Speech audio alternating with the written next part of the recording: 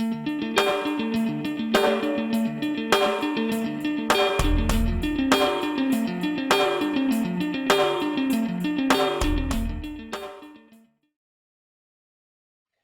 me in the room podcast to talk about his huge opportunity fighting as the co-main event at Cage Titans 59 on May 27th is the Jaguar, Jacob Bohn. What's up, my man? Welcome to the show once again.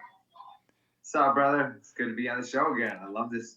Love this podcast. It's the best. Awesome, my man. Thank you for that. Dude, huge opportunity, and that looks like it's all been you're getting for Cage Titans. Huge fights, huge opportunities, man. How excited are you to get back in that cage after coming away with a huge win last card?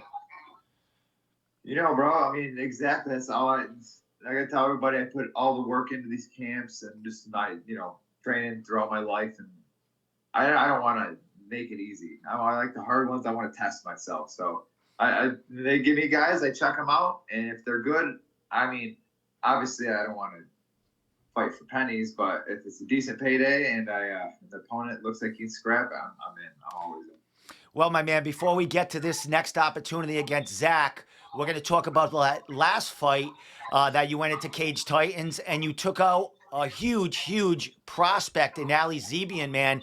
Let's talk about that opportunity and that fight itself. How'd you feel about your performance? You came away with a finish in the third round, but overall in the fight, how'd you feel about your skills and how you did in there overall? Felt really good. Me and I work with a lot of different striking coaches. My one coach, and for different camps, it's just different looks for every fight. And for that last one, it was an orthodox guy. So one of my guys, Caleb, we were working on a lot of different just counters coming in with the hard straight shots, some hooks too, but a lot of counters off the hook counters and a lot of hooks.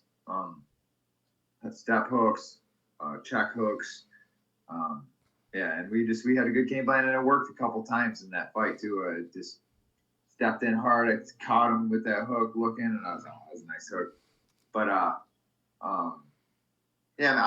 moved better against southpaws anyway, so I'm excited about this one to get back to the southpaw look. But it was good. I knew I was going to get to wrestle against Zebian, and really, just a fight before that with Bakanowski, he was a talented wrestler too, and I started to put it together with that. But his Bakanowski's striking was banging too, which I don't think this guy's striking is going to be as good as Bakanowski, but we were planning it's going to be a similar fight to that kind of. Well, that alley fight going in, bro, you were a minus 500 underdog in that fight. One of the biggest underdogs on there. I think it might have been records. People were looking at his record and putting him up there. But as far as that, my man, you took it to him in the third round. I mean, it was a great scrap. It didn't look like he wanted to have anything to do with the jiu-jitsu game, the ground game. And that's where it ended up, you getting the finish. What'd you feel about it on your feet? Did you feel that, he wanted to stand with you and stay away from the wrestling and the jiu-jitsu? I feel like he did want to stand, but he ended up going for that takedown in the third round too. And I was starting to get into my rhythm. And that's one thing my coach said back in the day. One of my coaches at Stonehorse, he was John Jones striking coach, a lot of different guys strike, good coach, Muay Thai guy. He was always like, don't let the Jaguar get in his rhythm. He's the one who gave me that nickname, the Jaguar. And I was just really starting to feel my rhythm, catching him with a few of them, then he went in for the takedown and pulled him right into the trap. Well, before that fight, we had spoken, and you talked about getting back into an all-around MMA game, not just trying to strike the whole time, getting into brawls. You talked about, going in there this time and going back to MMA and a well-rounded game. Do you feel that you got that done in that fight? Yep, that's it. Exactly what I wanted to do. I said I was going to do. Just mix it back up, get back into what I was good at, being an MMA fighter, not just a kickboxer, trying to be a boxer, trying to be, going Yeah, I don't know. I was always an amateur. I always did the wrestling thing and jiu-jitsu, and it always worked pretty good. But it's nobody wants this. I don't think MMA fans, people who know what they're watching, like to watch that. But you gotta make everybody happy. So I was putting on good fights for everybody. Well, Just striking out bullet. as far as being happy, bro, you locked in that finish and the crowd erupted. You might have been the underdog, but you were definitely the crowd favorite going in there. What'd you feel when you got that finish and the Plymouth Memorial Hall just exploded? Yeah, man, it was awesome. Some of the guys like Pete. I'm sorry, not Pete, but Mike Povir. I was thinking both names together. But Povir, he said he was telling me a story about how a guy just broke down in tears talking about the fight. It's a good comeback, and I was like, where's that comeback? But I was. A lot of people was looking at a comeback, so I'll take it. Whatever. It was a good close fight, and man, I got to finish, so whatever. It was good. Well, going into that third round, between rounds, when your corners were talking to you, what was their thoughts, and what did they say to you as far as going into the third round? Did they think it was 1-1? What was the thought in the mind of the corners, and what was the game plan going into round three? Yeah, we were confident that one was close. Thought I got two, and it was like they were both really close, but. And we were both like, don't leave it up to the judges. Got to get it done. So. And then that one mistake, he shoots in, and you took control and just took him out, my man. Congratulations on a great fight. And, erupting the hall again, my man. You always put it on at Cage Titans. This is going to be your fourth fight, I believe, for Cage Titans. And fighting another beast, bro. You don't let off the gas. You're fighting Zach D-Bass Sabatino, who is 11-2, has had all his fights for Cage Titans. He is the face of Cage Titans. They actually have bobbleheads or heads on sticks in the crowd for him. How excited are you to go into his backyard and take on another stud? Yeah, no, I can't wait. Those big bobbleheads are funny there. I was like, just thinking about getting one to put on one of my bobs at the gym just to fucking punch it. But no, those things are funny. It's cool. It's cool if fans get into it like that. This makes it another good, memorable experience at Cage Titans. It'll be fun. Now, one thing about you two guys, you did have a coincidence in the same opponent. You both fought Peter Barrett. Yeah. Looking back, do you look at previous fights of Zach, or do you look at his last one and see how he performed there? How far do you go back in his film? Oh no, you can't just look at one and done. They might have a good fight, bad fight. You got to look at a little bit of it, but still, it's a fight, and you expect them to get better. I'm going to get better. The game's just evolving. If you think you're good enough and you stop adding tools to your game, you're not good. You're not good. You're done. That's when you lose. I've seen a lot of good fighters just think they're good enough. But no, I've watched a lot of footage on him, and he's had good fights and bad fights. But I watched enough on him. I got some good game plan for him. Well, as far as watching him, he's got a lot of finishes, knockouts, and submissions. What are you expecting to see from this kid? Do you think he's going to want to stand with you, or you think he's going to want to get it to the ground where he's got a lot of subs? Well, yeah, he's not going to have a choice where it goes. Well, what he wants and what he gets are two different things. But I feel like he is gonna try to dive in there, try to go for takedown. His hands are okay sometimes, some kicks here and there, but I feel like he's gonna try to dive in. It's not gonna be successful. He might run into a knee. Be careful. I got some hands for him too if he wants to eat them instead. But on the ground, if we go, let's go. You just seen what happened with Zebian, and I do it all the time in practice. So let's rerun it. It could be my move. Definitely. Let's cement mix here. Let's get it. Well, put your head there, boy. If not, I'll put it there. Nice. Well, going into here, bro, I would imagine, I don't know if as far as underdog, not underdog, but you are definitely going to be the guy coming in from the outside. Even though the Cage Titans crowd loves you, Zach is their guy. He was Oh yeah. basically born and bred in that cage. How excited are you to go back there and be able to hear that crowd, whether it's boos or cheers, and fight in front of Cage Titans again? No, man, yeah, I can't wait. Well, it is what it is. The crowd, they love you, they hate you. Uh, it's you can only take so much from what the crowd gives you. You just got to zone in. We were talking about the other day, tunnel vision.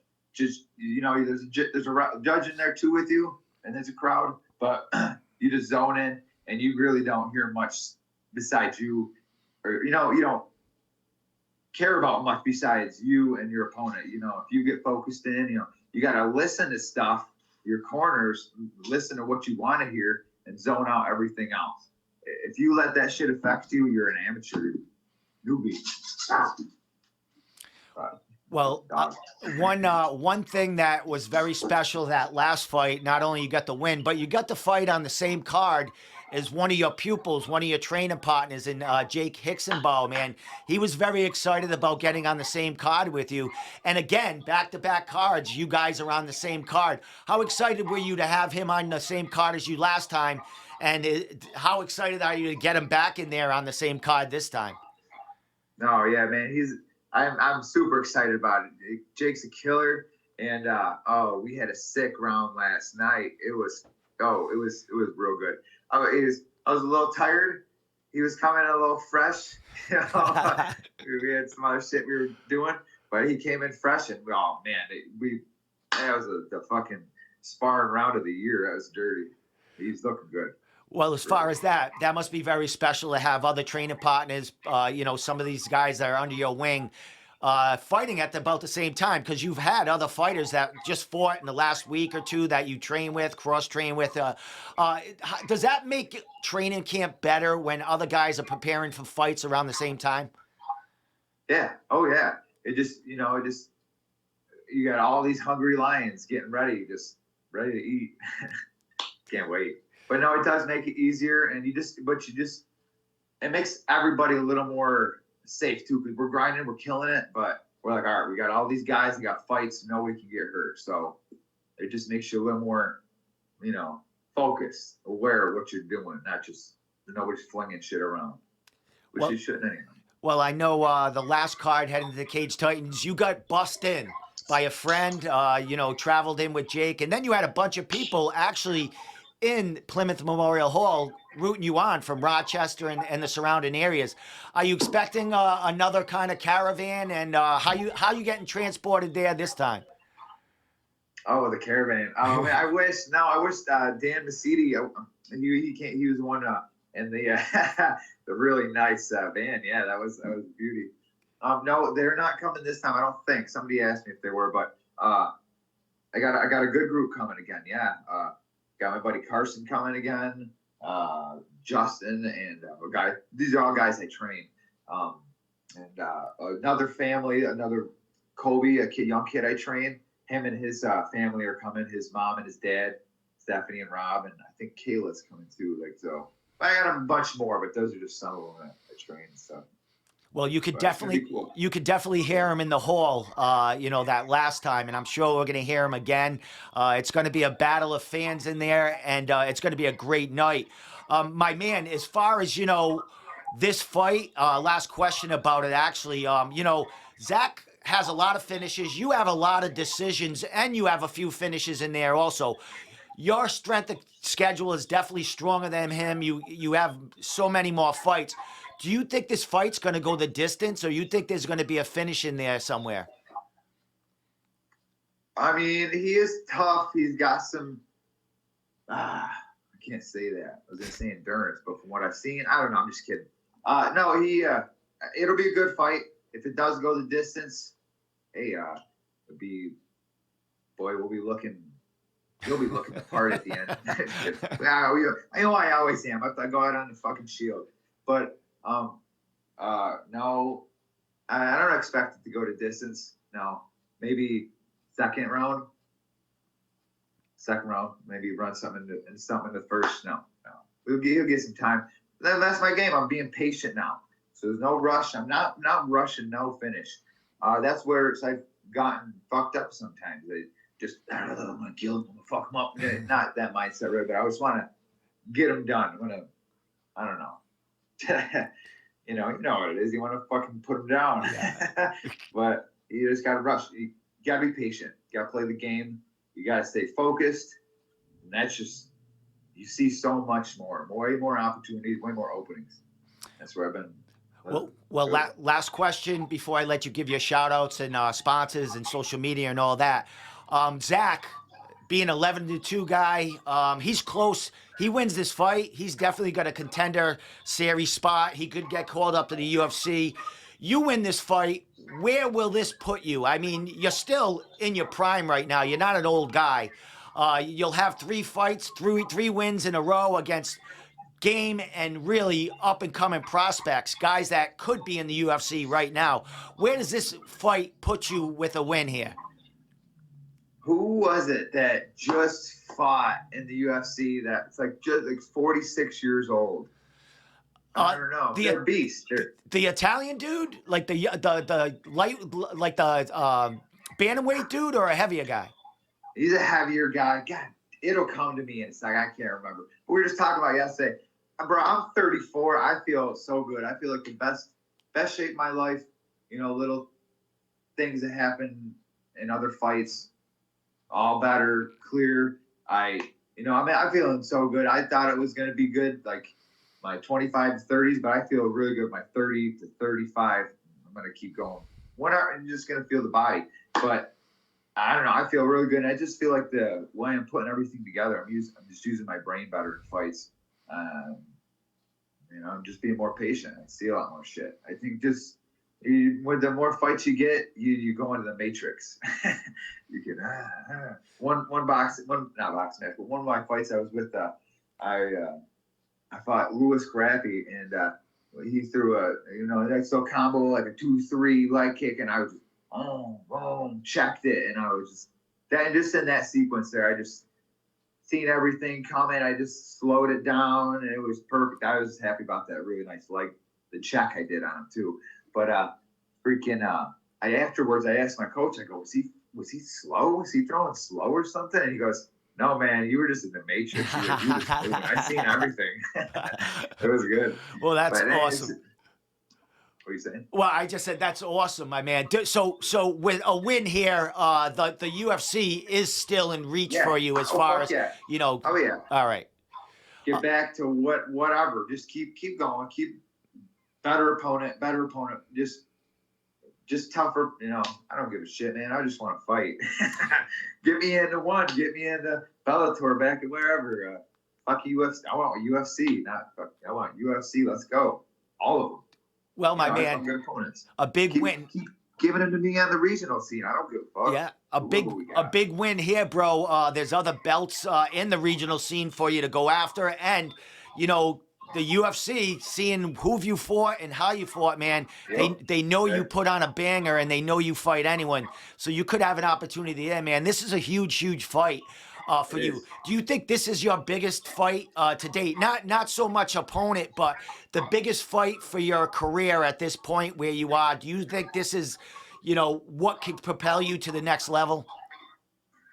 I definitely feel, if not this fight, within the next 1 or 2 at least. Like, if I stay on the roll here like I am, like, not if, I'm going to stay on the fucking roll here, keep this ball rolling, and just steamroll a couple opponents here and let's go. Let's do it. I think it should be able to.